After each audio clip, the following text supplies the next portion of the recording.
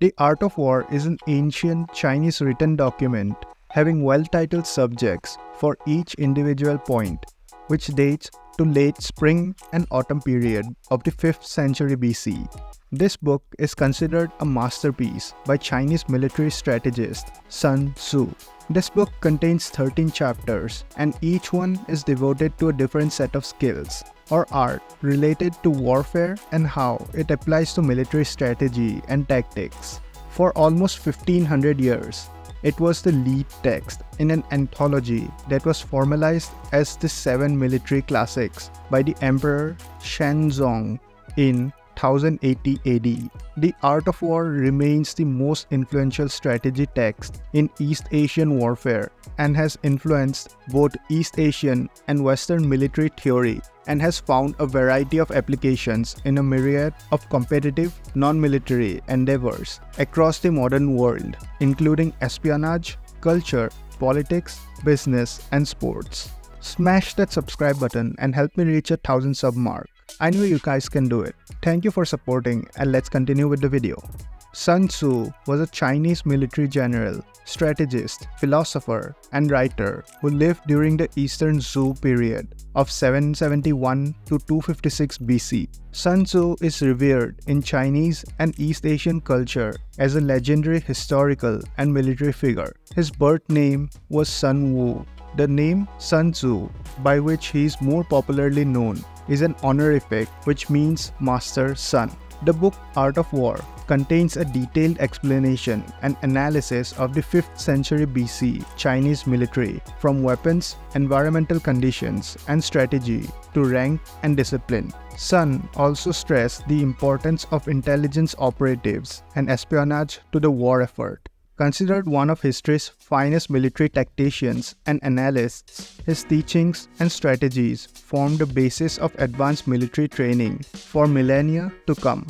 The conventional view was that Sun Wu was a military theorist who fled his home of Qi to the southwestern kingdom of Wu, where he is said to have impressed the king with his ability to quickly train anyone in military discipline and to have made Wu's army powerful enough to challenge their western rivals in the state of Chu.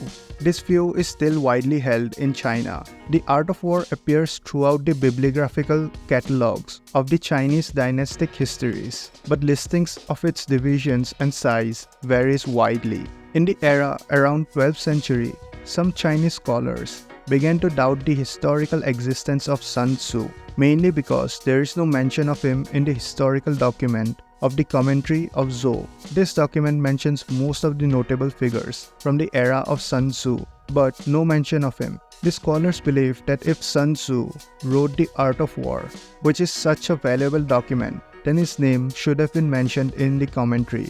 The name Sun Wu does not appear in any text prior to the records of the grand historian. It was suspected that Sun Tzu was a made-up description of a fugitive warrior because the surname Sun meant fugitive, while Wu is the ancient Chinese term for martial or valiant.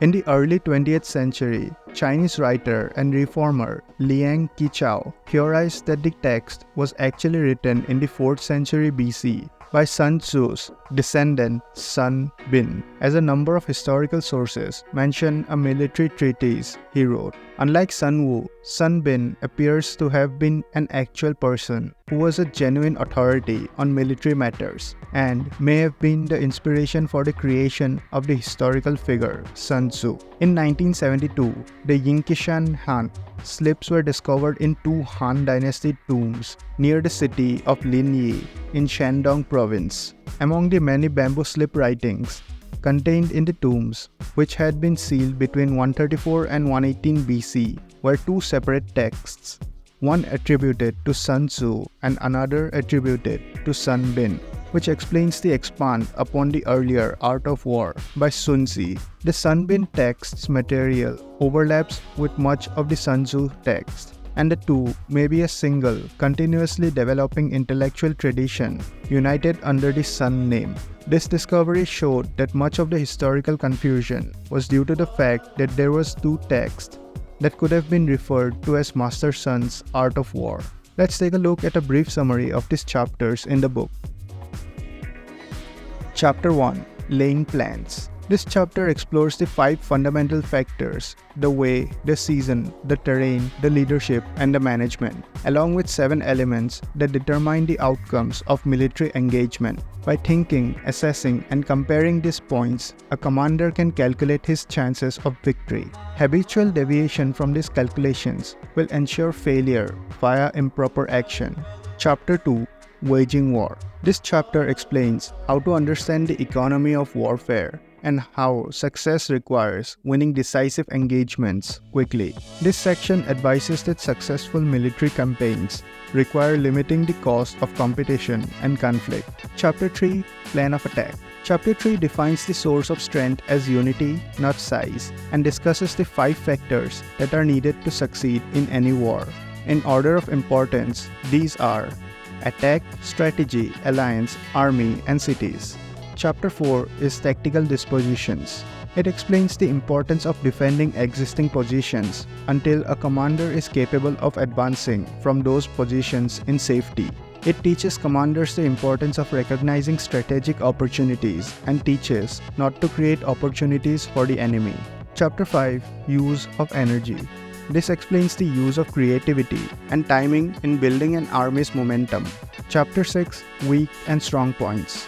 This one explains how an army's opportunities comes from the openings in the environment caused by the relative weakness of the enemy and how to respond to changes in the fluid battlefield over a given area. Chapter 7: Maneuvering an Army. This chapter explains the danger of direct conflict and how to win those confrontations when they are forced upon the commander. Chapter 8: Variation of Tactics. It focuses on the need for flexibility in an army's responses. It explains how to respond to shifting circumstances successfully. Chapter 9: The Army on the March. Chapter 9 describes the different situations in which an army finds itself as it moves through new enemy territories and how to respond to these situations. Much of this section focuses on evaluating the intentions of others. Chapter 10: Classification of the Terrain. It looks at the 3 general areas of resistance: distance, danger, and barriers, and the 6 types of ground positions that arise from them. Chapter 9: The 9 Situations. This chapter describes the 9 common situations or stages in a campaign, from scattering to deadly, and the specific focus that a commander will need in order to successfully navigate them. Chapter 12: Attack by Fire. This explains the general use of weapons and the specific use of the environment as a weapon. This section examines the 5 targets for attack, the 5 types of environmental attack, and the appropriate responses to such attacks. And finally, Chapter 13: Use of Spies. It focuses on the importance of developing good informational sources and specifies the 5 types of intelligence sources and how to best manage each of them. Across East Asia, the art of war was part of the syllabus for potential candidates of military service examinations. During the Sengoku period, from 1467 to 1568, the Japanese daimyo Takeda Shingen is said to have become almost invincible in all battles without relying on guns because he studied the art of war. The book even gave him the inspiration for his famous battle standard, Furin Kazan, meaning fast as the wind, silent as the forest, ferocious as fire, and immovable as a mountain. During the Vietnam War, some Viet Cong officers extensively studied the art of war and reportedly could recite entire passages from memory. One of the generals successfully implemented tactics described in it during Battle of Dien Bien Phu, ending major French involvement in Indochina and leading to an accords with partitioned Vietnam into North and South. The Art of War is listed on the US Marine Corps Professional Reading Program. It is recommended reading for all United States military intelligence personnel. The art of war has been applied to many fields outside of military. Much of the text is about how to outsmart one's opponent without actually having to engage in physical battle. As such, it has found applications as a training guide for many competitive endeavors that do not involve actual combat. Many business books have applied the lessons taken from the book to office politics and corporate business strategy. Many Japanese companies make the book required reading for their key executives. The book is also popular among Western business circles, citing its utilitarian values regarding management practices. The Art of War is a massively important set of documents which can be applied to all parts of our lives. As such, this book is greatly valued and its ideas were considered way ahead of its time. A book that was written between 475 to 221 BC is still being used today. Thanks for watching this video. If you enjoyed, please hit the subscribe and the like button. If you want more, you can check out my other videos as well.